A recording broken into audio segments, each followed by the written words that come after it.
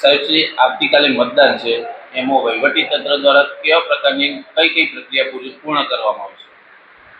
રાજ્ય ચૂંટણી આયોગે જાહેર કરેલ કાર્યક્રમ અનુસાર વિસનગર નગરપાલિકા તેમજ તાલુકા પંચાયત અને જિલ્લા પંચાયતની જે બેઠકો છે એના માટે જે ચૂંટણી કરવાની છે એ માટે થઈ અને તંત્ર દ્વારા જે રાજ્ય ચૂંટણી આયોગની ગાઈડલાઈન છે એ પ્રમાણે તમામ વ્યવસ્થા સુનિશ્ચિત કરવામાં આવી છે. નગરપાલિકાના 51 બૂથો તેમજ તાલુકા પંચાયત જિલ્લા પંચાયતના 156 બૂથો કુલ 207 બૂથો પર આવતીકાલે મતદાન યોજાશે.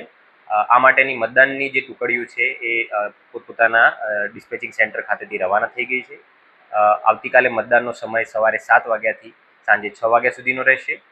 ગરમીની ઋતુમાં મતદાતાઓને તકલીફ ન પડે તે હેતુથી જરૂરી મંડપ બાંધીને છાંયડાની વ્યવસ્થા કરવામાં આવી છે. પીવાના પાણીની પૂરતી સગવડ કરવામાં આવી છે. સાથે સાથે ORSની પણ વ્યવસ્થા કરવામાં આવી છે. તેમજ દરેક બૂથો પર હેલ્થનો સ્ટાફ પણ ઉપલબ્ધ રહેશે એ પ્રકારની વ્યવસ્થા તંત્ર દ્વારા કરવામાં આવી છે. આ તબક્કે તમામ મતદાતાઓને પોતપોતાના મતાધિકારનો યોગ્ય ઉપયોગ કરવા અને મત આપવા માટે વહીવટીતંત્ર તરફથી અપીલ કરવામાં આવે છે.